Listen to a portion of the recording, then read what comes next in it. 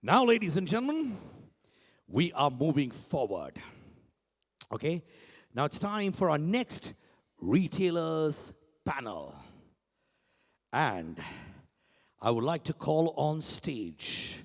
Let me before that inform you that Binu Segal could not join us for this, but give her a round of applause. I'm sure applause is going to reach her wherever she is. Come on, everybody.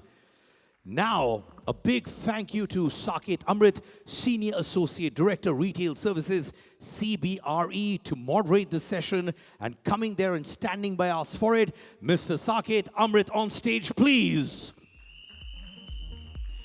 Well, that's called the walk. Listen, when a person has a long walk, you're supposed to applaud and make him feel. There you go. How are you, sir? Doing well? Good to see you. Thank you for doing this for us. Would you like to take your seat? You want to do it from here? Okay, then we can stand next to each other. Come. So I'm going to be introducing your panelists, if I may. CEO, Le Marche Retail, Amit Datta. I like the way all the panelists are standing at the back. You know, in the film, Shahenshah, Amitabh Bachchan also had this big walk. Focus on the footsteps. That's for Mr. Datta. Hello, sir. How are you? Sunil Menon, Chief Retail Expansion Officer, Lenskart. Gentlemen, we have spent 200 rupees on the whistles for a reason. Everybody use it. And that's like 95% of my salary for the whole year. Mohit Khattar, CEO, Baskin Robbins, Gravis Foods Private Limited. My daughter, who's 6 years old, Adhira, would have loved to be here. She would have been jumping the moment she heard Baskin Robbins. She would have done a dance for you, sir. Pramod Arora, Chief Growth and Strategy Officer, PVR. Hello, sir. We're all coming back to the movies. Narendra P. Singh, Director, Retail. Well, he's not with us today. You're here with us.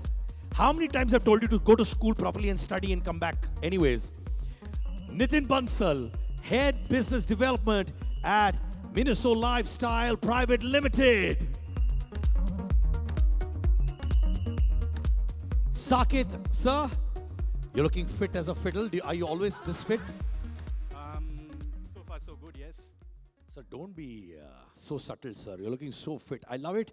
While I do my push-ups at the back, I'm going to leave you with the team. Ladies and gentlemen, the most iconic people you can find in our business on that stage now. आज सीटी नहीं बजाओगे तो कब बजाओगे?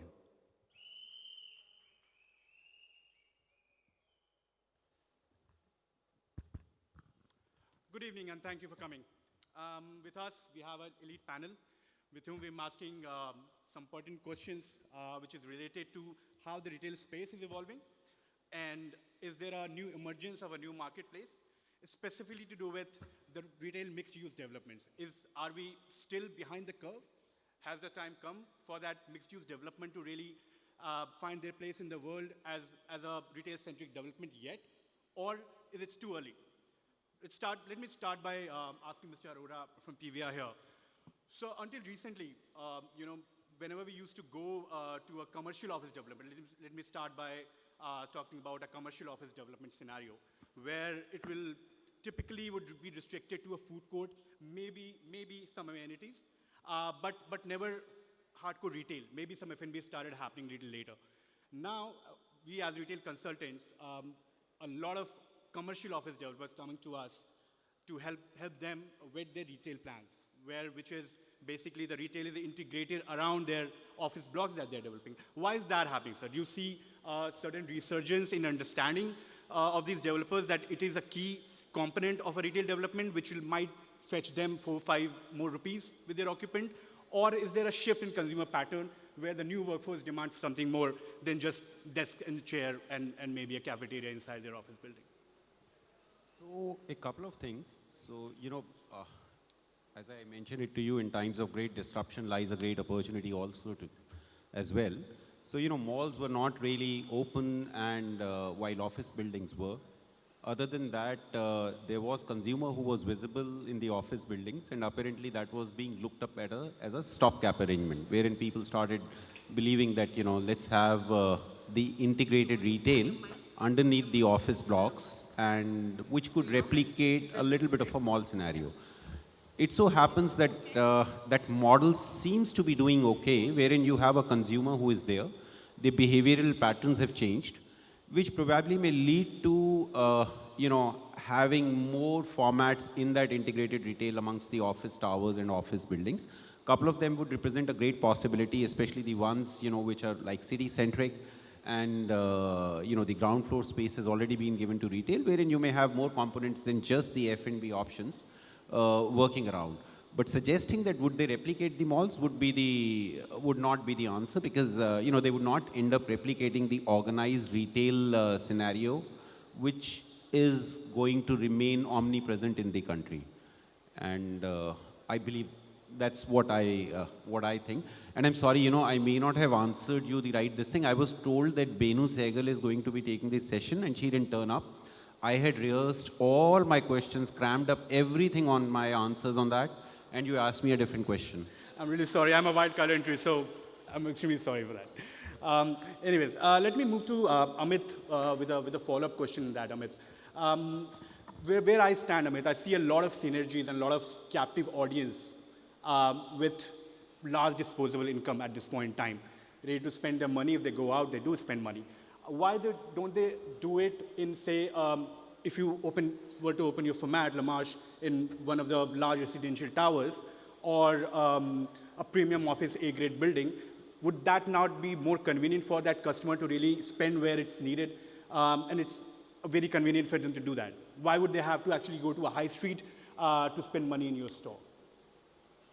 Okay, see, the answer lies really in transactional efficiencies. If we are actually limiting the audience to only a select set in terms of the number of people residing in that society or the number of people who are there in that office, then effectively what we are forcing the retailer to do is to have the same kind of capex and same kind of investment, but limit the kind of customers that he is getting. That in itself, because of the number of variables which are involved as far as consumer choices are concerned, will not really stack up. There have been instances in the past wherein we have been approached for such relationships or partnerships to be taken forward, but the finances just don't work out. Fair enough, fair enough. My next question would be actually to Nitin. Nitin, you run a very successful format, which in all forms, sizes, are actually a very impulsive sort of product that you sell. Would you not see something like this being successful in a place where you have a large captive audience waiting to experience your store and your products? Would the math work out for you in that case? So it depends. Let's say when you are saying a large captive audience, so this large captive audience is from where? Whether from residential or say from hotels or say from offices. So we have seen that when it's only offices, it do not work for us. As he rightly said, that the capex is same, opex is same, but the footfall during that time, during the operational hours, it's not same. There's just a peak hour, which is the lunch hour, or say the evening tea time. The footfall is very high during this time only. And for us, it do not work when it's only the office footfall, or say the captive audience is only from the offices. When it comes to say residential and office all together, then it works for us, because we have a lot of captive audience which will come during any time. Maybe say office people will come during lunchtime or say evening tea time. Then the customers from the residential area, they'll come during any time whenever they are free. Maybe in the night during say 9 o'clock also. So that works for us when it comes to a larger audience segment of hotels, residential and offices. So what you're essentially saying is that only a captive audience is not enough. What you really need is a kind of ecosystem where you have a mix of both the worlds, where even the weekends, when the offices are closed, you have enough people coming in and sort of consuming your products. So what I'm trying to say is, either it has to be a, say, when it's a neighborhood kind of a, say, mall which is coming up, either it has to be somewhat which is a destination kind of a shopping mall also, be it if it is a smaller size mall, but it will not, we will not be able to survive only with a small captive audience of only offices. If it is a destination mall and people will come on weekends also and they are coming, say, during the after office hours, then only we'll survive. Fair enough. That brings me to my next question, which goes to Sunil. Sunil, what I really wanted to understand, if you were to look at this as a consumer set, I'm not only talking about office space, I'm talking about any integrated development, be it office or residential or even maybe hospital, may not be sort of relevant to a lot of retailers. But within these developments, what will really compel you to explore an opportunity like that? What would you like the developers to bring in along with whatever retail they're doing, along with a large amount of F&B, which is pretty much the norm these days? Okay, thank you, Saket, and thank you, Mappic. Basically, I think I will segregate your questions in three parts. One is you're talking about the captive audience of office going, coming, shopping during the lunch hours or while they're going back. On other hand, you have also a neighborhood mall wherein you have the residents around that particular catchment coming and shopping, both in the morning, in the evening, as well as the office crowd in case if office is attached close by. And we have examples of these malls, right? They are available all across in the geographies, and some of them really do well. The third part is the destination malls, wherein you have, apart from the brands, also the entertainment part and entertainment and food quotient, which is on the higher level. So when I look at my portfolio of brands, brand which is available and across these, we do extremely well in the destination ones, and we do much better even in the neighborhood ones. And the success of these neighborhood malls, what you're talking about mixed use of a mall, will depend on the tenancy of that particular neighborhood. If you are talking about only F&B, if you're talking about only cinemas, or if you're talking about only sports stations, or only pharmacies, it may not work, right? It has to have the right mix, and it will also depend on the geography of that particular, or rather the catchment analysis of that particular area. It should give. For example, a Gujarati community will look at a vegetarian restaurant which is on the higher side, right, in that place. So the tenancy and the culture of that particular thing should be married for that mall to be successful. And imagine a situation wherein you have an housewife who will not go to a destination mall to buy a pharmacy product. She will just walk across the street to a neighborhood mall. And with the place from where I come, where distance is measured, right, with time, like in Bangalore, where a kilometer or 2 kilometer distance is almost half an hour. Someone who can just walk across and buy something across, and if it is available and she's not dependent on her family to come back from office to buy, those kind of categories will work in that particular mall. And it is extremely important that the neighborhood malls or the developers should get the tenancy right in these malls. I think you made a very fair point, Sunil, that you don't want to wait for someone to come back and get you that stuff. That's fair enough. Let me go to Mr. Narinder Singh and ask this question. You, sir, run a very successful, of course, a very recognizable brand with multiple touch points across the country. Do you think a model like this would really work for your product? My question specifically to is, would the math work for you in that sense? Where you have, for example, let's assume that you have all the integration in the sense you have a neighborhood mall, you have everything stitched around it, you have the captive audience as well. But would that be enough for you to really make the math work for a product like yours? See, for each category, it works differently. Like, for example, what could work for him may not work for me. Because to make him to survive, he will need roughly about, in a day, maybe 50 or 100 customers because of the low ASP. But I can survive with 25 customers because my ASP is higher. But beyond that, the reality remains that why people do go for shopping. Why do they go for a shopping? Seeing what? if they get one fashion store, one luggage store, two jewelry, and maybe some small food court, and a scaled down version of an anchor, why will they be inclined towards spending time there? Number one, the first question. Second is that if at all they intend to come out with this kind of a mixed use of format, then the size has to be somewhere around a scaled down version of a mall. It can't be minus something and a retail, because then people are used to for better offering. Why will they discount out that and come there to shop? So if it is a scaled down version, meaning everything should be there like a mall, but in lesser number, maybe smaller size, then people will be inclined to spend their time. Otherwise, when they have a better offer, better malls, why will they really come there? Because the capex remains the same, the opex remains the same. The rentals I have seen in my own assessment, they're not much lesser than a mall. If the mall charges for 200 rupees, they end up charging somewhere around 150 rupees. So, frankly speaking, I never found it to be right to be there in many places. Yes, couple of places we did try, and they have been an average experience. And the reason, to my analysis, is this: that just a neighborhood, couple of shops do not really suffice and make the customers interested enough to drop in there and spend their time. So it needs to be, if it is not to the size of the mall, but at least the scaled down version of a mall, then it can work. It's a very fair point. I'll come to Mohit and ask this question to you, Mohit.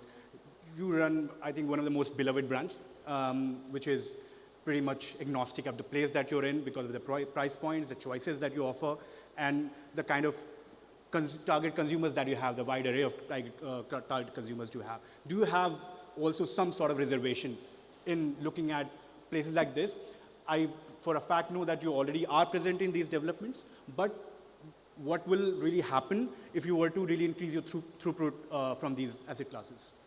Before I really answer your question, Saket, let me make a couple of points.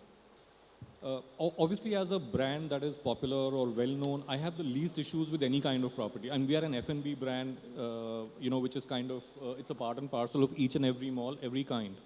So I don't think we have really an issue from that perspective. But if your question is what is going to make these mixed-use malls more successful, or should we need more of this kind, etc., I'd like to possibly go back to the consumer and look at two perspectives. The first perspective is that if a property offers the opportunity to possibly work, live, play at the same place, I think it's a phenomenal concept. It's definitely going to work.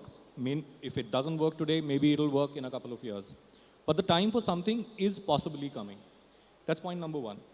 Point number two is that if we look at the kind of properties that we have right now, the kind of malls that we have right now from a consumer perspective, one mall by and large looks like the other. If you've seen one, you've seen them all.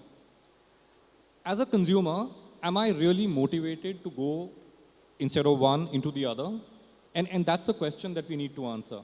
So if we are looking at mixed-use developments, what is it that the mixed-use development can offer to the consumer, which is different, which will bring the consumer back, which fosters a sense of community, and which gives him which gives him or her multiple reasons to come back again and again and again.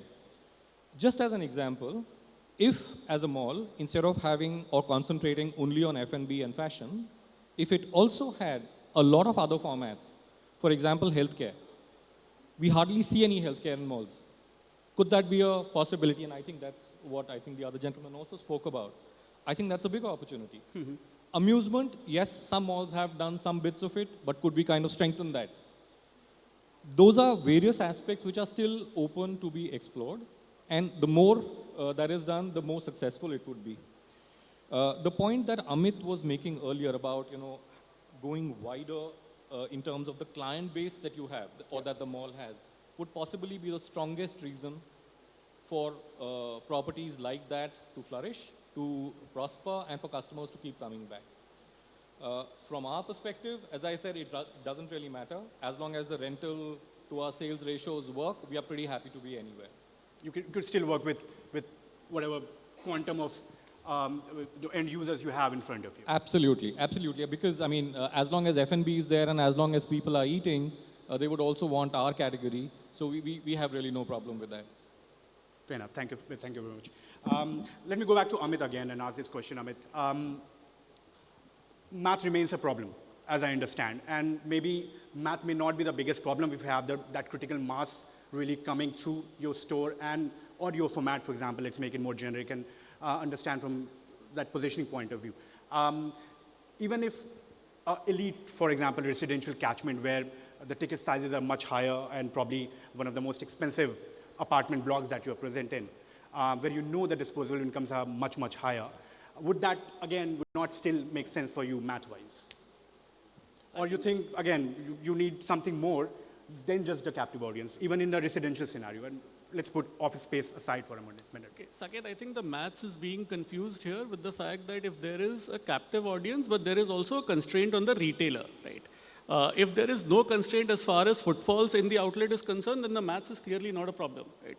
In fact, like Mohit also mentioned that if we are able to broad base the kind of offerings that the consumer is looking forward to when he is actually coming to a mall, that will basically help us, right? Just to take on the example of healthcare that we were discussing before we started to discuss this formally here, right? There is a survey which is there done in the US pre-pandemic wherein 35% of people actually mentioned that healthcare is the opportunity that they would really want in a shopping center because that's something which is top of their mind. Imagine the number which would be there post-pandemic, right? Now, just double it up when we are talking of healthcare from a grocery retailer standpoint, and we as a brand actually house more than 20,000 SKUs, right? I, as the leader of the organization, would not have tried those SKUs. If we actually have a nutritionist in the mall who, apart from his natural day-to-day job that he's doing in terms of advising the consumers, is also able to guide them to the Lamash outlet there, tell them what are the products which are there which will be helpful for them. That is a fantastic opportunity that we have, right? Secondly, what we also need to realize that there is also a catchment area reconfiguration which is happening as we speak, right? A lot of people in the earlier discussions were pointing out to the fact that offices are not occupied, right? Now, there is a lot of backward migration which is happening. What is also resulting what is also resulting is the fact that therefore the aspirational properties are becoming slightly more affordable, right? The catchment area is moving from singles or couples to larger families, and therefore if the mall is able to cater to that family in its entirety, it would just help the overall business community which is present there. So that's the real use of a mixed use property than just confining it to a particular areas and then constraining the retailers of not being able to sell apart from the catchment area there. Fair enough, fair enough. Let me ask this next question to Mr. Arora. So, we have seen, and you've seen Gurgaon, how it developed over the years, you've been there. If I were to take an example, for the lack of more examples in the country, if I were to take an example of Cyber Hub, for example, which started off as a F&B destination for the audience around, which is predominantly office goers, and now how it evolved with more retail coming in, more athleisure categories, more departmental store categories coming in. Do you see something like this could also be matched somewhere else and this format getting evolved? Absolutely, it's a model which can be replicated and probably is being spoken about in many contours of many other cities also as well.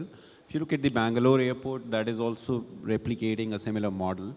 What Cyber Hub has done is that it has brought the consumers who are working from 9 to 6 and thereafter in the night shift, sort of a thing, because it's a KPO, BPO sort of a destination. So you have lots of consumers coming in during the time, and they brought in retail also as a component to F&B, while the strong anchor still happens to be the F&B portion. Yeah. But there is basic retail which has come in, a high impulse retail which has come in. Retail like many of the departmental stores, it will be wrong at my end to name it. Many of these are high impulse retail formats. They're not formats wherein you need to decide from home that this is what I'm going to buy. These are formats, which you just walk in, buy, and come out. So high impulse retail is becoming common across F&B formats, and this has been omnipresent from times immemorial across this country, जहाँ पे बाजार लगते ही थे.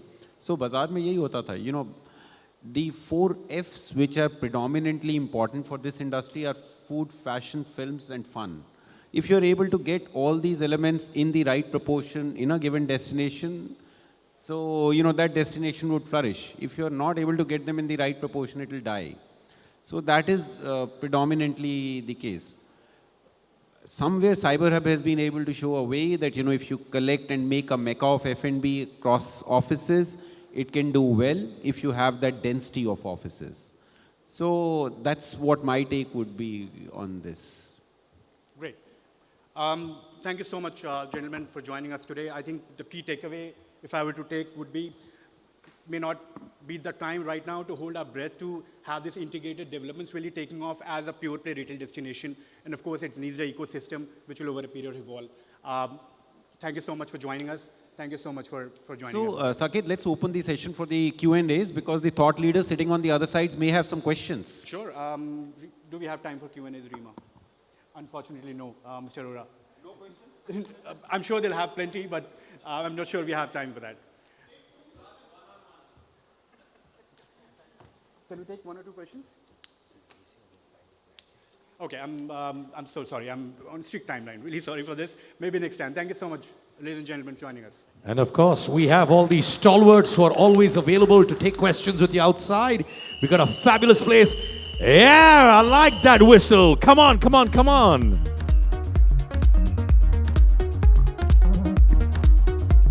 Ladies and gentlemen, in a short while from now, we're going to be having the awards. It's going to be a packed house then. तालियों की गूंज हमारे leaders के लिए.